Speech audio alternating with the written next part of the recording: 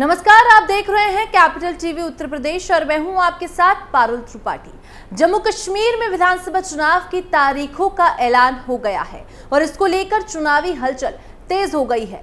चुनाव के लिए सभी पार्टियां जोर शोर से तैयारियां कर रही हैं। इस बार चुनाव में कई पूर्व आतंकवादी, अलगाववादी नेता और उनके रिश्तेदार चुनावी मैदान में उतरने वाले हैं। इन्होंने हाल ही में एक राजनीतिक समूह तहरीक-ए-अवाम का गठन किया है, जो जम्मू कश्मीर में एक दशक में होने वाले पहले विधानसभा चुनाव में हिस्सा लेंगे। वो इस समूह के बैनर तले स्वतंत्र उम्मीदवार के तौर पर चुनाव लड़ेंगे।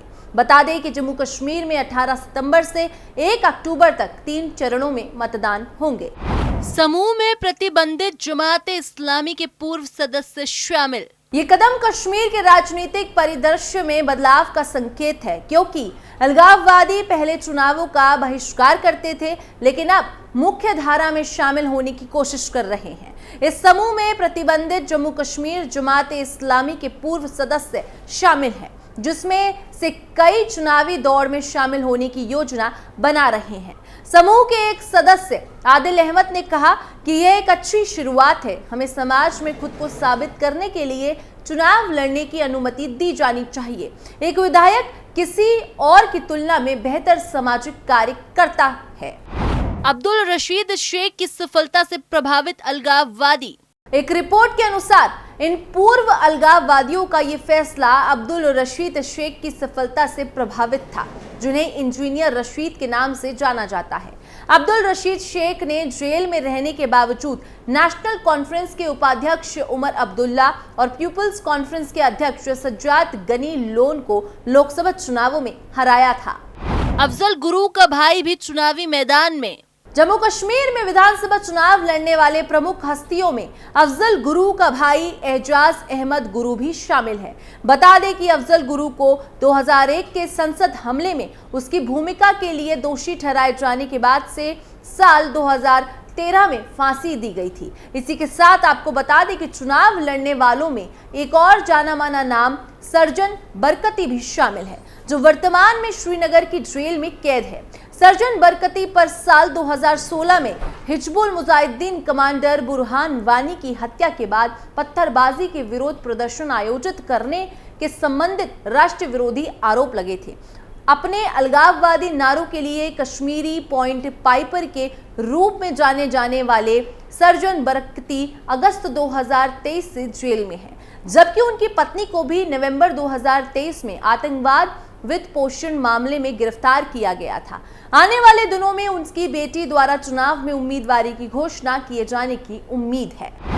अब्दुल रशीद शेख की सफलता को दोहराने का लक्ष्य। आतंकवाद को वित्त पोषित करने के आरोप में दिल्ली की तिहाड़ जेल में बंद बारामूला के सांसद अब्दुल रशीद शेख ने अपने 2 बेटों के जरिए अपना चुनावी अभियान चलाया और 4.7 लाख से अधिक वोट हासिल करने में सफल रहे। इसका श्रेय काफी हद तक सहानुभूति और कश्मीरी भावना को जाता है। सूत्रों ने बताया कि तहरीक-ए-अवाम के सदस्य इस लहर में एक अवसर देख रहे हैं और राशिद की सफलता को दोहराने का लक्ष्य बना रहे हैं।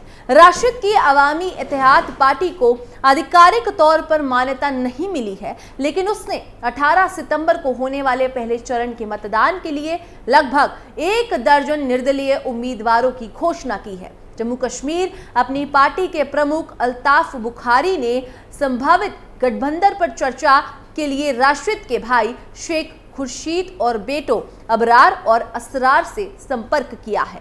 नेशनल कॉन्फ्रेंस और कांग्रेस के बीच बनी सहमति। जम्मू कश्मीर में गठबंधन के तहत नेशनल कॉन्फ्रेंस और कांग्रेस में सीट शेयरिंग पर सहमति भी बन गई है। दोनों पार्टियां जम्मू कश्मीर में मिलकर विधानसभा चुनाव लड़ने जा रही हैं। दोनों पार्टियां 85 सीटों पर अपने अपने उम्मीदवार उतारेंगी। सीटों पर बने फॉर्मूले के मुताबिक नेशनल कॉन्फ्रेंस 51 और कांग्रेस 32 सीटों पर चुनाव लड़ेगी। दोनों पार्टियों के बीच 6 सीटों पर फ्रेंडली फाइट होगी। वहीं सीपीएम और पैंथर्स पार्टी एक एक सीट पर उम्मीदवार उतारेगी। इसी के साथ आपको जम्मू कश्मीर में बीजेपी का प्लान भी बता देते हैं। 50% टिकट देकर घाटी में भी कमल खिलाने का प्लान। जम्मू कश्मीर में बीजेपी सरकार बनाने के लिए हर संभव कोशिश में जुटी हुई है। 2024 लोकसभा चुनाव में कश्मीर रीजन की किसी सीट पर उम्मीदवार न उतारने वाली बीजेपी ने विधानसभा चुनाव में बड़ा सियासी दांव चला है। जम्मू कश्मीर विधानसभा चुनाव के लिए बीजेपी ने उम्मीदवारों की 2 लिस्ट जारी कर दी है। पार्टी ने पहले चरण की 16 सीटों पर उम्मीदवारों के नाम का ऐलान किया था, जिसमें आधी से ज्यादा सीटों पर मुस्लिम समुदाय को टिकट दिया है। बीजेपी ने मुस्लिमों पर भरोसा जताकर घाटी में कमल खिलाने का प्लान बनाया है। देखना है कि बीजेपी की रणनीति चुनाव में कितनी कारगर साबित होती है। बीजेपी ने सोमवार सुबह 10 बजे पहले जम्मू कश्मीर चुनाव के लिए 44 उम्मीदवारों की लिस्ट जारी की थी, लेकिन बाद में इस लिस्ट को वापस ले लिया था। इसके बाद अब पार्टी ने नए सिरे से उम्मीदवारों के नाम का ऐलान किया है। बीजेपी ने पहले चरण की कुल 24 विधानसभा सीटों में से 16 सीटों पर उम्मीदवारों के नाम की घोषणा की है और 8 सीट पर अभी टिकट का ऐलान नहीं किया है। बीजेपी ने सीट के सियासी समीकरण को देखते हुए उम्मीदवारों पर दांव खेला है। यही वजह है कि पहली लिस्ट में हिंदू से ज्यादा मुस्लिम समुदाय के उम्मीदवारों को टिकट दिया गया है। बीजेपी ने 8 मुस्लिमों को दिया टिकट। बीजेपी ने पहले चरण की 15 सीटों में से 8 सीटों पर मुस्लिमों को टिकट दिया है। इस तरह 50% से भी ज्यादा मुस्लिमों पर भरोसा जताया गया है। इसमें पामपोर से इंजीनियर सैयद शौकत गयूर, राजपोरा से अर्शीद भट्ट, शोपिया से जावेद अहमद कादरी, अनंतनाग पश्चिम से मोहम्मद रफीक वानी, अनंतनाग से एडवोकेट सैयद वजाहत, श्री गुफड़ारा से बिजवेहरा से सैफी यूसुफ, इंदरवल से तारिक कीन और बनिहाल से सलीम भट्ट को प्रत्याशी बनाया गया है। वहीं बीजेपी ने 7 हिंदू समुदाय के प्रत्याशी उतारे हैं, जिसमें एक कश्मीरी पंडित शामिल है। किश्तवाड़ से शगुन परिहार, टोडा से गजय सिंह राणा, शाकुनगुस अंतनाग से वीर सराफ, पाडेर नागसीनी सीट से सुनील शर्मा, बदरवाह से दिलीप सिंह परिहार, रामबन से राकेश ठाकुर और डोडा पश्चिम से शक्तिराज परिहार को प्रत्याशी बनाया है। बीजेपी ने शानगुस अंतनाग से वीर सराफ को टिकट दिया है, जो कश्मीरी पंडित है। साथ ही कश्मीरी पंडितों में सुनील शर्मा भी भरोसा जताया है। इसके अलावा 5 सीट पर ठाकुर समुदाय से आने वाले नेताओं को टिकट दिया है, जिसमें 3 परिहार है। मुस्लिम पर दाव खेलने का समीकरण। जम्मू कश्मीर में बीजेपी ने ऐसे ही मुस्लिम उम्मीदवारों पर दाव नहीं खेला है, बल्कि सोची समझी रणनीति के तहत उतारा है। बीजेपी का सियासी आधार जम्मू रीजन के क्षेत्र में है, इसीलिए पार्टी ने लोकसभा चुनाव में जम्मू रीजन की दोनों सीटों पर अपने उम्मीदवार उतारे थे। कश्मीर रीजन में मुस्लिम वोट के सियासी प्रभाव को देखते हुए बीजेपी ने मुस्लिम कैंडिडेट उतारे हैं। कश्मीर पंचायत चुनाव में भी बीजेपी ने मुस्लिम बहुल इलाके में मुस्लिमों पर दांव खेला था, जिसमें कुछ हद तक कामयाब रही। इसीलिए विधानसभा चुनाव में भी मुस्लिम पर भरोसा जताया है। घाटी में क्या खिलेगा बीजेपी का कमल। बीजेपी को परंपरागत रूप से जम्मू रीजन की तुलना में कश्मीर रीजन में बहुत ज्यादा समर्थन हासिल नहीं है, लेकिन राजनीति के जानकार लोगों का कहना है कि हाल के सालों में बीजेपी का कैडर यहां बढ़ा है। बीजेपी ने सबसे अच्छा प्रदर्शन जम्मू कश्मीर में साल 2014 के विधानसभा चुनावों में किया था। तब वो दूसरी सबसे बड़ी पार्टी बनकर उभरी थी।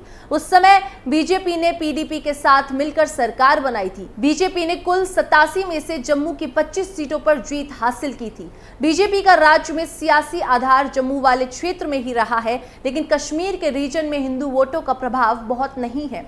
मुस्लिम वोटर ही यहाँ पर निर्णायक भूमिका में है। धारा 370 के हटने के बाद हुए परिसीमन में जम्मू को 6 अतिरिक्त सीटें हासिल हुई थी, जबकि कश्मीर की सिर्फ एक ही सीट बढ़ी है। इस तरह जम्मू क्षेत्र की सीटें अब 37 से बढ़कर 43 हो गई हैं, तो कश्मीर क्षेत्र की 46 सीटों से बढ़कर 47 रह गई हैं। इस तरह से अब बहुत ज्यादा अंतर नहीं है। चुनाव में बीजेपी ने इन मुद्दों को बनाया आधार। बीजेपी को उम्मीद है कि जम्मू क्षेत्र की 47 में से 35 से 37 सीटें वो जीत सकती है, लेकिन कश्मीर रीजन वाली 47 सीटों में से 10 से 12 सीटें जीतने का प्लान बनाया गया है। कश्मीर की आवाम, खासकर मुस्लिमों का दिल जीतने के लिए नेशनल कॉन्फ्रेंस ने और अपनी पार्टी ने अपने घोषणा पत्र में 370 के लिए संघर्ष करने और राज्य का दर्जा बहाली को शामिल किया है। पीडीपी पहले से ही 370 के खिलाफ रही है। इसके चलते ही बीजेपी ने कश्मीर के मुस्लिम बहुल इलाके में मुस्लिम कैंडिडेट उतारकर बड़ा सियासी दांव चला है। बीजेपी अनुच्छेद 370 हटाने के बाद जम्मू कश्मीर के माहौल में आए बदलाव विकास की गाथा तथा परिवारवादी राजनीति के खात्मे को आधार बना रही है। बीजेपी पिछले 5 साल में आए बदलाव की तस्वीर जनता के सामने रखकर उनसे विकास या विनाश का विकल्प चुनने के लिए कह रही है। इसके अलावा जिस तरह से कश्मीर रीजन वाले इलाके की सीटों पर मुस्लिम कैंडिडेट उतारे गए हैं, उसको बीजेपी की सत्ता में वापसी का मूल मंत्र माना जा रहा है। जम्मू कश्मीर में 3 चरणों में होंगे चुनाव। जम्मू कश्मीर में 10 साल बाद विधानसभा चुनाव होने जा रहे हैं। 5 अगस्त 2019 को धारा 370 खत्म किए जाने के बाद जम्मू कश्मीर को केंद्र शासित क्षेत्र बना दिया गया था। इसके बाद पहली बार चुनाव होने जा रहे हैं। जम्मू कश्मीर की 90 विधानसभा सीटों के लिए चुनाव 3 फेजों में होंगे। पहले चरण में 18 सितंबर को 24 सीटों पर, दूसरे चरण में 25 सितंबर को 26 सीटों पर और तीसरे चरण में 1 अक्टूबर को 40 सीटों पर वोट डाले जाएंगे। वहीं 4 अक्टूबर को चुनाव के परिणाम घोषित किए जाएंगे। कौन जीतेगा जम्मू कश्मीर की सत्ता की गद्दी, ये तो वक्त ही बताएगा। फिलहाल इस खबर में इतना ही। बाकी देश और दुनिया की तमाम खबरों के लिए आप देखते रहिए कैपिटल टीवी उत्तर प्रदेश।